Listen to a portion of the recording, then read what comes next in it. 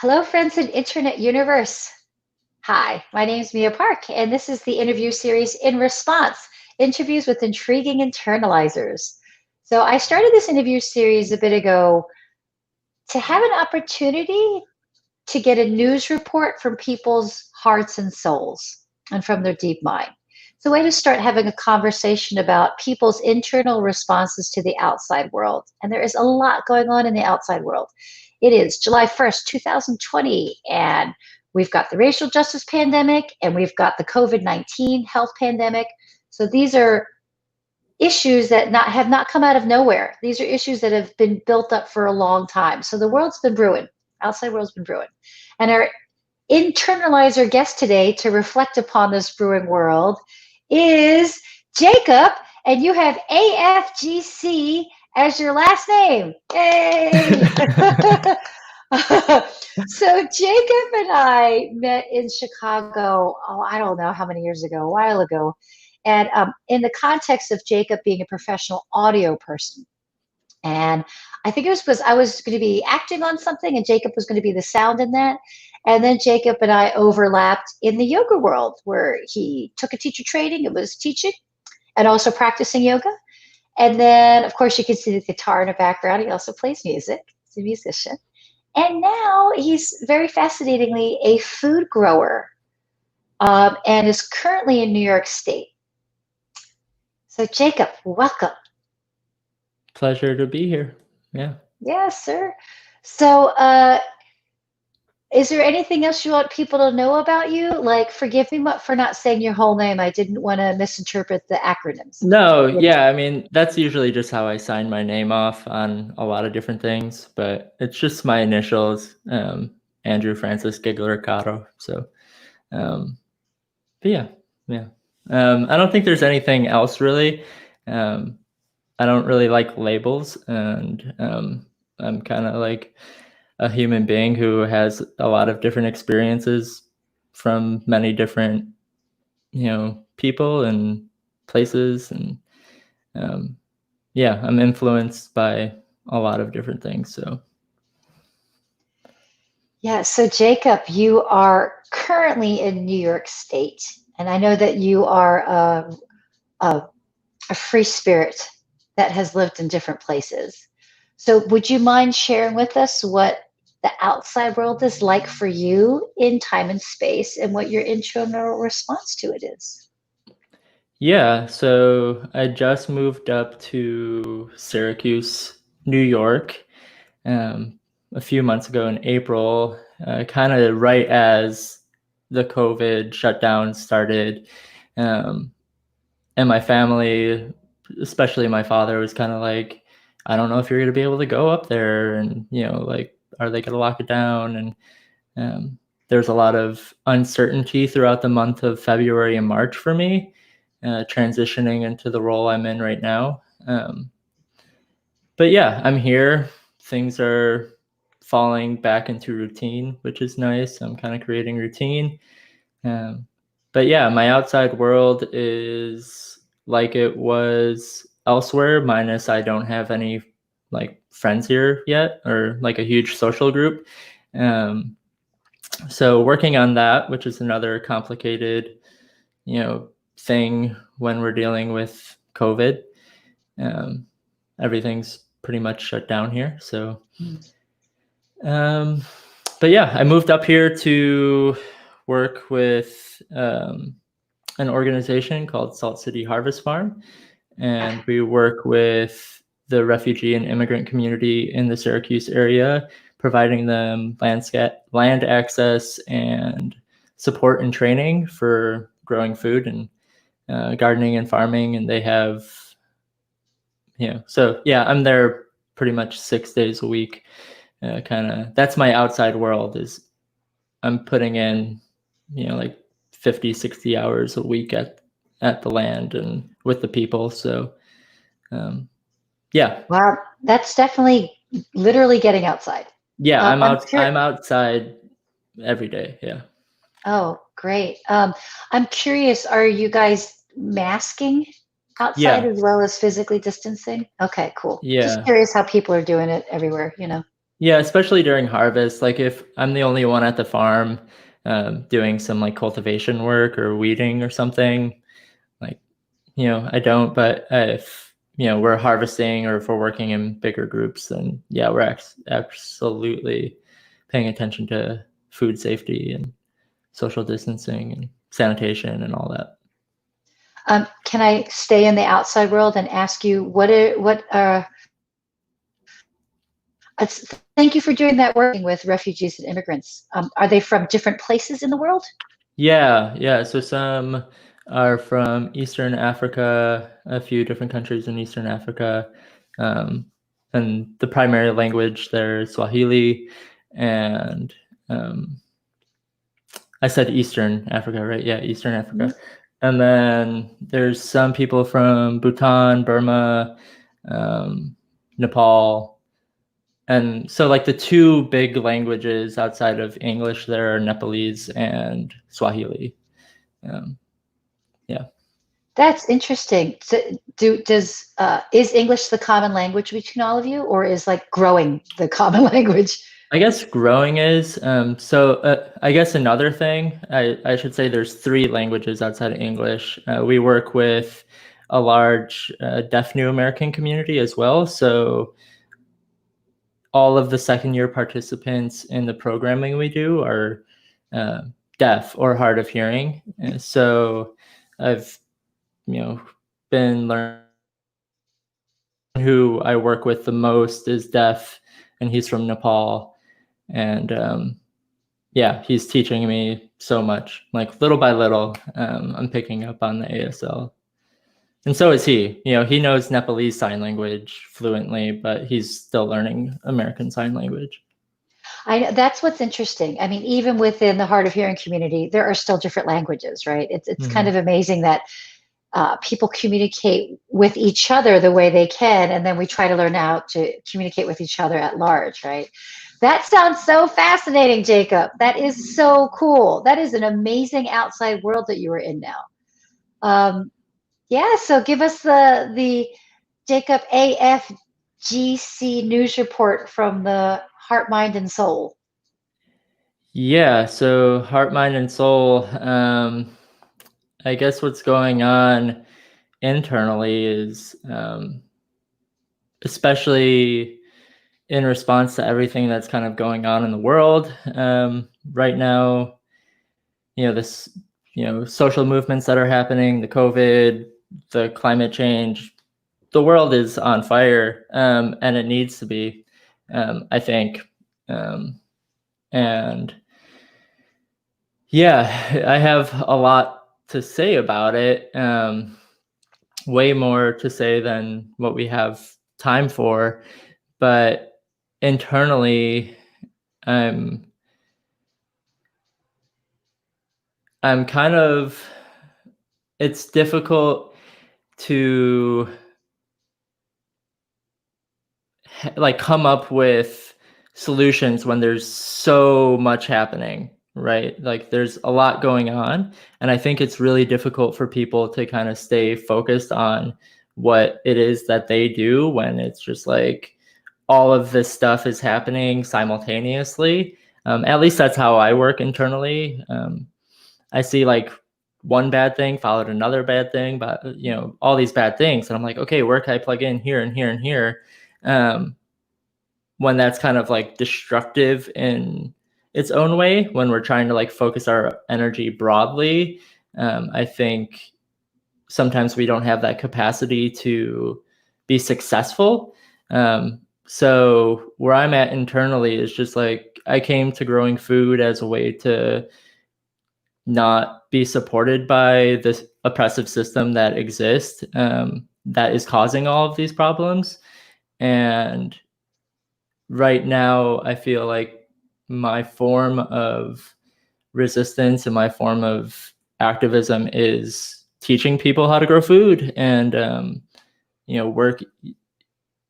working in the food system, to kind of inspire people and help people realize that the food system is messed up, the economic system is messed up, the way we manage our ecological resources is messed up. And it's all kind of connected to this reliance that we all have on the system. And food is my outlet, I guess. Mm-hmm. So I feel like I'm rambling now. Oh, you are, and it's awesome. Yeah. So since we're taking a pause, Marilyn Grad piped in and said, sending cheers and hugs. Can't wait to hear and see Jacob. So thanks, Marilyn, for chiming in. Yeah, I thank you for rambling. That's awesome. What you're saying is great, man. You said that you have more to offer than what we have time for. We still have time. You can keep going. I think what you're saying is fascinating. So I appreciate you saying that your form of activism is growing food and teaching others to be sustainable outside of the existing system, because the existing system is screwed up, right? And I really appreciate you acknowledging that it is, if we disperse our energy and try to, as you said, plug into so many different sources, we're just going to run ourselves ragged, and then we're not effective. So thank you for following, I'm going to say your dharma, following what is yours to do in the sense of food growth. So how did you know that growing food, being outside of the system in that way, was your path? So I guess the big thing was when I left Chicago, right? So for anybody listening, yeah, I'm in New York, but I've also lived elsewhere around the country. But where I met Mia was in Chicago, and I grew up and spent the first 25 years of my life in Chicago. And I think it wasn't necessarily food, but when I was 24, I read Aldo Leopold's Sand County Almanac, and that book kind of just blew my mind open in terms of starting to think about ways to think about land ethic and how we could be like living a little better. And from there, that kind of influenced me to leave my job. I had like a salary and benefits and all of that, and my mom thought I was crazy, and I think my mom's listening, and I think she trusts in my decision now as to where I'm at. But back then she was, kind of baffled at, and I think a lot of my family members were, to be like 25 and being in a good situation in Chicago.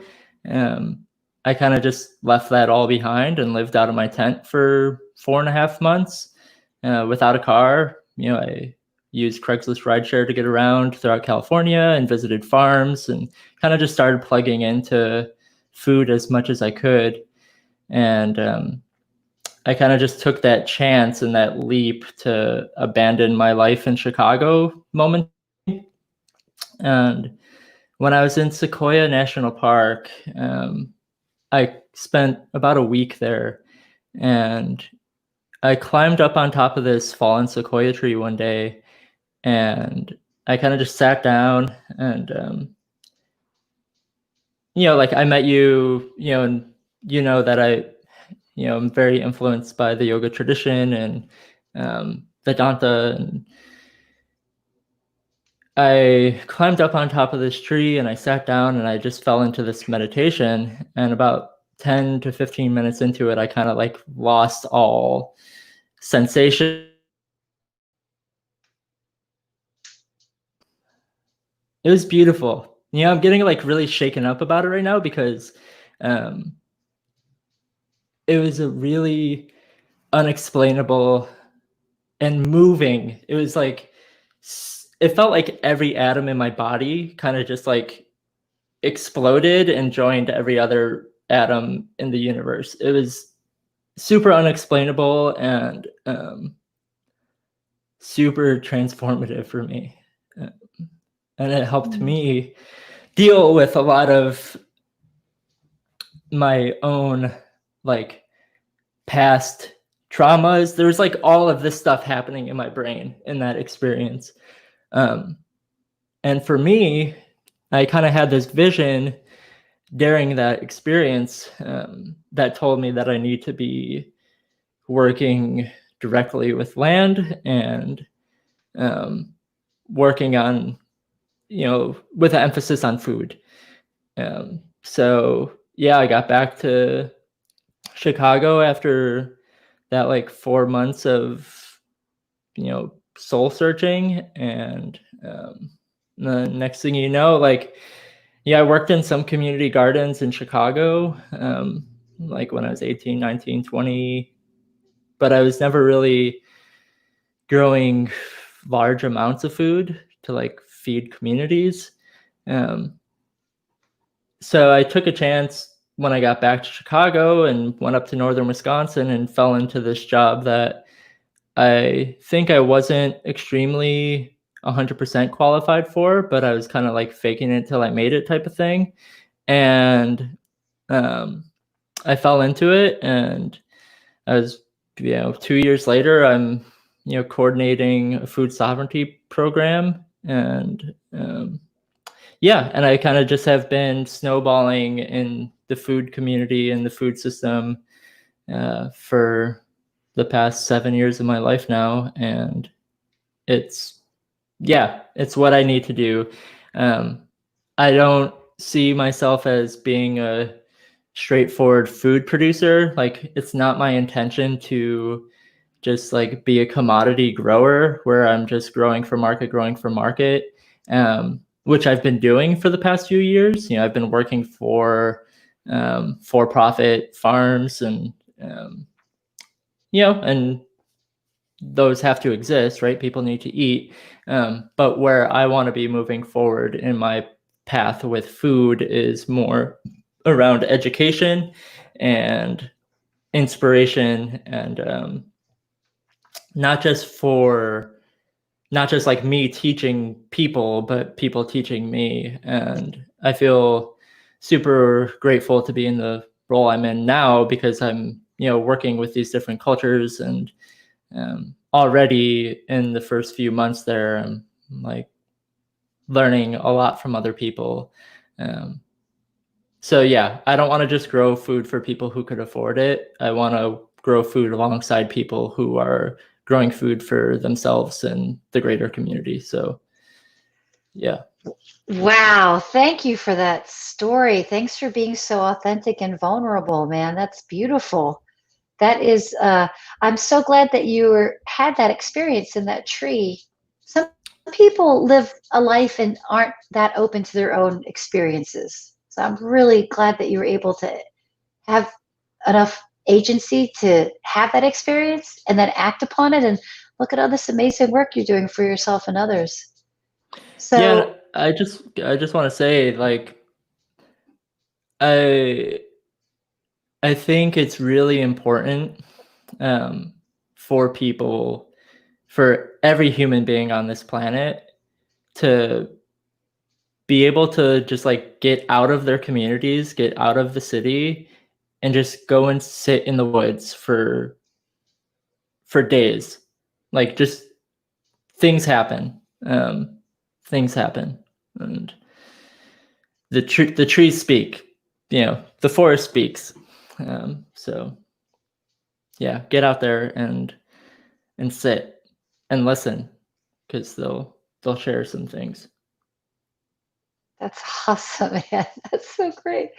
So, do you trust in the future? Um, I mean, I think I'm optimistic for the future for some of us, but at the same time, getting back to what we were talking about earlier a little bit about how, like, our food system, our economic system, like, we as a society prioritize so many of the wrong things and put our energy into so many of the wrong things.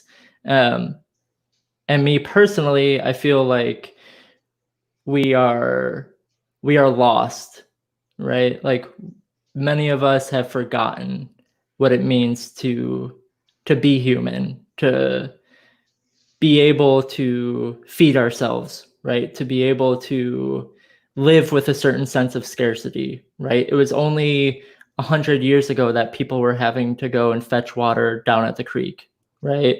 Like, and there's still people that live that way. Like we in these developed societies, like have it so well compared to so many people around the world right now, who don't have access to water, who don't have access to food, who are like struggling just to see tomorrow. So we are like all pretty blessed and privileged, but we're blessed and privileged because there's this system that was built to kind of take us, like we're becoming less and less independent as a society, I think. So with all that's going on in the world, sometimes it's difficult for me to like trust that everything is going to be okay in the end, because things are pretty bad. And things like, I try to be an optimist, but like the reality of things happening globally, and if you think big picture, like there's a lot of messed up stuff happening. From a farming perspective, like we just went like 3 weeks without having rainfall, and this past couple of weeks I heard it was like record-breaking temperatures in Siberia, right? There's things happening, and I'm not a climate scientist. I'm not an expert in ecology or biology or anything like that. By working with land, you kind of begin to like learn a little bit about the appropriate amount of water that comes down from the sky, and what the soils are telling you, and what the river's telling you, and you learn things. And so it's difficult for me to fully trust. I'm optimistic. I wouldn't say I'm hopeful, but I'm like optimistic, and I think we have a lot of work ahead of us. We do. And thank you for making a distinction, because there is a distinction between optimism, hope, and trust, and also belief too, right? These are different facets of how we have a conversation with ourselves, and how we reckon and justify what the hell we're doing. So thanks so much, Jacob. This conversation just flew by. It was really meaningful connecting with you. It's so great. Thank you. Yeah, and just to say one more thing real quick, I think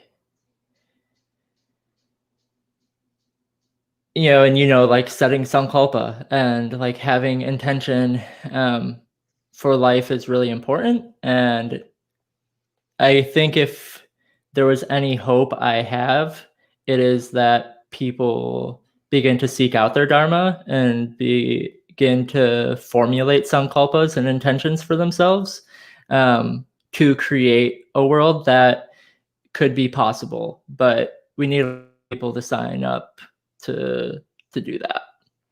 So yeah, word on that. Yeah. Thank you so much, Jacob.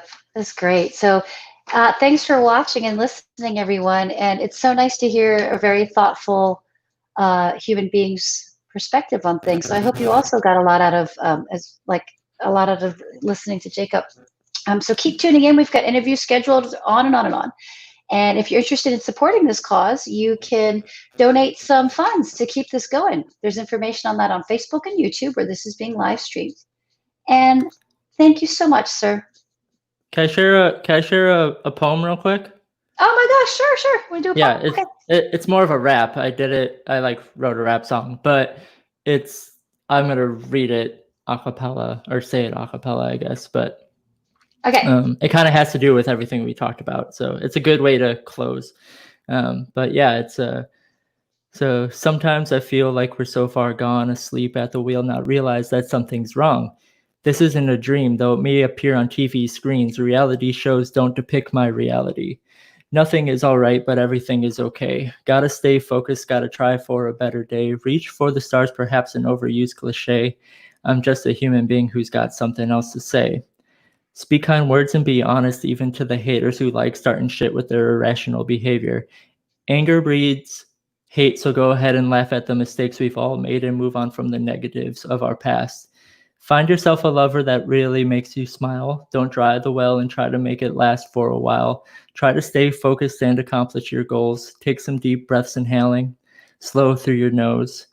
Now I'm just one human being still searching for a purpose, paying attention to stillness, the wind moving through the forest that provides for life. Earth feeds my soul. Before I go, I think there's something else you should know. Life is more than money. Life is more than control. Life is something beautiful. Open up your mind and let it flow. Personal motto: life, be kind, find balance. The moment is now. When will you wake up, stand up, and take your chance? So see you later, y'all. Have a beautiful night.